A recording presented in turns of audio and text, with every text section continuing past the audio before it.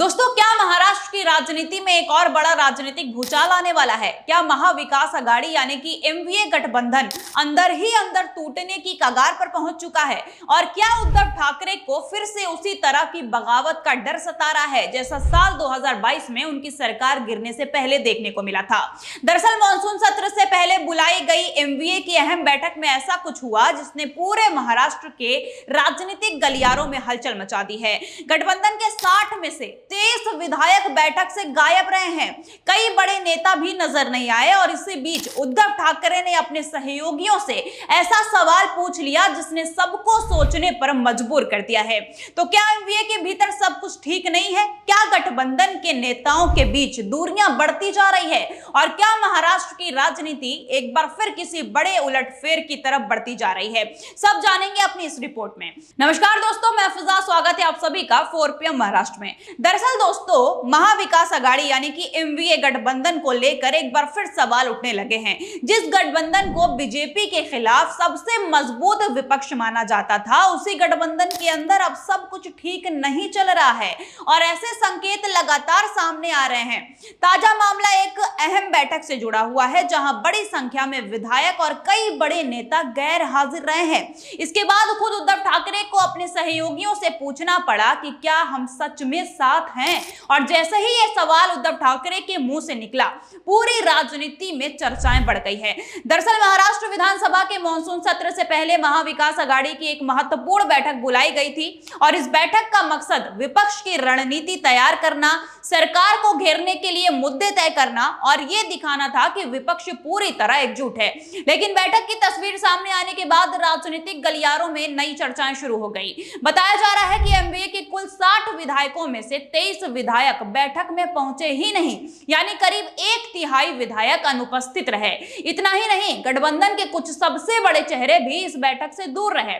शरद पवार, जयंत पाटिल और कांग्रेस के वरिष्ठ नेता नाना पटोले जैसे बड़े नेता बैठक में मौजूद ही नहीं थे। हालांकि कांग्रेस प्रदेश अध्यक्ष हर्षवर्धन सपकाल और शिवसेना यूबीटी के नेता संजय राउत बैठक में शामिल हुए, लेकिन बड़ी संख्या में नेताओं और विधायकों की गैर मौजूदगी ने कई बड़े सवाल खड़े कर दिए हैं। बैठक के दौरान उद्धव ठाकरे ने अपनी नाराजगी और चिंता दोनों जाहिर की है। उन्होंने साफ शब्दों में पूछा कि हम बार बार कहते हैं कि हम साथ हैं, लेकिन क्या हम वास्तव में साथ हैं? क्या हम सदन में एकजुट होकर मुद्दे उठाते हैं? क्या जनता को हम एक मजबूत गठबंधन की तरह दिखाई देते हैं? उद्धव ठाकरे के ये सवाल सिर्फ औपचारिक नहीं थे, इनके पीछे उनकी राजनीतिक चिंता भी साफ दिखाई दे रही थी, क्योंकि पिछले कुछ सालों में उनकी पार्टी लगातार झटके झेलती रही है। दोस्तों, अगर महाराष्ट्र की राजनीति को थोड़ा पीछे जाकर देखें तो समझ आएगा कि आखिर ये चिंता क्यों बढ़ती जा रही है। साल 2019 में विधानसभा चुनाव के बाद महाराष्ट्र की राजनीति में बड़ा उलटफेर हुआ था। बीजेपी और शिवसेना ने चुनाव साथ लड़ा था, लेकिन मुख्यमंत्री पद को लेकर दोनों पार्टियों के बीच विवाद हो गया था। इसके बाद उद्धव ठाकरे ने बीजेपी से अलग रास्ता चुन लिया। फिर शिवसेना, कांग्रेस और शरद पवार की एनसीपी ने मिलकर महाविकास अघाड़ी यानी कि एमवीए गठबंधन बनाया। उस समय कई लोगों को लगा था कि विचारधारा के हिसाब से ये गठबंधन ज्यादा दिन तक चलेगा नहीं, क्योंकि शिवसेना की राजनीति और कांग्रेस एनसीपी की राजनीति में काफी अंतर माना जाता था। लेकिन इसके बावजूद तीनों दलों ने सरकार बनाई और उद्धव ठाकरे मुख्यमंत्री बन गए। करीब 2.5 साल तक सरकार चली, लेकिन फिर जून 2022 में ऐसा राजनीतिक भूचाल आया जिसने महाराष्ट्र की राजनीति को पूरी तरह बदल कर रख दिया। दरअसल एकनाथ शिंदे के नेतृत्व में शिवसेना के कई विधायक बागी हो गए। देखते ही देखते पार्टी के अंदर बड़ी टूट हो गई और शिंदे गुट ने दावा किया कि वही असली शिवसेना है। आखिरकार उद्धव ठाकरे की सरकार गिर गई और एकनाथ शिंदे मुख्यमंत्री बन गए। ये घटना उद्धव ठाकरे के लिए बहुत बड़ा झटका थी। सिर्फ सरकार ही नहीं बल्कि पार्टी का बड़ा हिस्सा भी उनके हाथ से निकल गया। लेकिन इसके बाद में मुश्किलें खत्म नहीं हुई। साल 2023 में एनसीपी के अंदर भी बड़ा राजनीतिक घटनाक्रम हुआ। अजीत पवार अपने समर्थक विधायकों के साथ अलग हो गए और उन्होंने शिंदे बीजेपी सरकार का समर्थन कर दिया। इस घटना के बाद शरद पवार की पार्टी भी 2 हिस्सों में बट गई, यानी महाराष्ट्र की 2 बड़ी क्षेत्रीय पार्टियां शिवसेना और एनसीपी दोनों टूट का सामना कर चुकी हैं। यही वजह है कि अब किसी भी तरह की राजनीतिक हलचल को बहुत गंभीरता से देखा जाता है। इसी बीच हाल ही में उद्धव ठाकरे को एक और झटका लगा। उनकी पार्टी शिवसेना यूबीटी के 6 सांसदों ने पाला बदल लिया और एकनाथ शिंदे के नेतृत्व वाले गुट का साथ पकड़ लिया। इस घटनाक्रम ने एक बार फिर यह सवाल खड़ा कर दिया कि क्या उद्धव ठाकरे अपनी पार्टी को पहले जैसी मजबूती के साथ संभाल पा रहे हैं या नहीं। अब जब इतने सांसद जा चुके हैं और उसके कुछ ही दिनों बाद एमवीए की बैठक में 23 विधायक गैर हाजिर रहे हैं, तो राजनीतिक चर्चाओं का तेज होना तो लाजमी है। हालांकि अभी तक किसी विधायक की खुली बगावत की खबर नहीं आई है, न ही किसी नेता ने गठबंधन छोड़ने का ऐलान किया है। लेकिन राजनीति में कई बार संकेत ही सबसे बड़ी खबर होती है। राजनीतिक विश्लेषकों का मानना है कि जब किसी गठबंधन की महत्वपूर्ण बैठक में उसके अपने विधायक और बड़े नेता नहीं पहुंचते, तो ये सिर्फ एक आम सी गैर हाजिरी नहीं मानी जाती। इसके पीछे असंतोष, रणनीतिक दूरी या फिर भविष्य की राजनीतिक तैयारी जैसी वजहें भी हो सकती है। वहीं उद्धव ठाकरे ने बैठक में अपने नेताओं को यह भी संदेश दिया कि जो लोग पार्टी छोड़कर जा चुके हैं उनके बारे में ज्यादा सोचने की जरूरत नहीं है। उन्होंने कहा कि जो चले गए हैं उन्हें जाने दो, हमें उन लोगों पर ध्यान देना चाहिए जो अभी हमारे साथ हैं।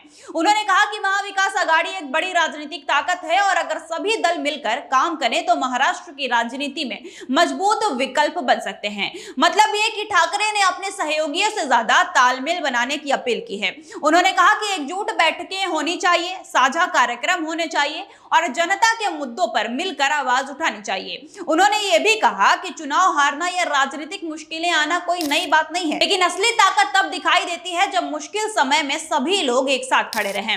अब दोस्तों, एमवीए के सामने इस समय कई चुनौतियां हैं। एक तरफ बीजेपी और एकनाथ शिंदे की सरकार सत्ता में है, वहीं दूसरी तरफ विपक्ष को खुद को मजबूत और एकजुट साबित करना है। कांग्रेस की अपनी राजनीतिक प्राथमिकताएं हैं और शरद पवार की एनसीपी अपने संगठन को फिर से मजबूत करने में लगी हुई है। वहीं उद्धव ठाकरे अपनी पार्टी को टूट के बाद दोबारा खड़ा करने की कोशिश कर रहे हैं।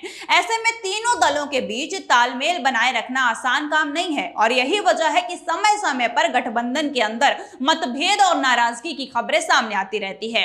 हालांकि गठबंधन के अंदर सार्वजनिक रूप से यही कहते हैं कि सब कुछ ठीक है और एमवीए पूरी तरह एकजुट है, लेकिन विपक्षी दलों का दावा है कि गठबंधन के अंदर असंतोष लगातार बढ़ रहा है।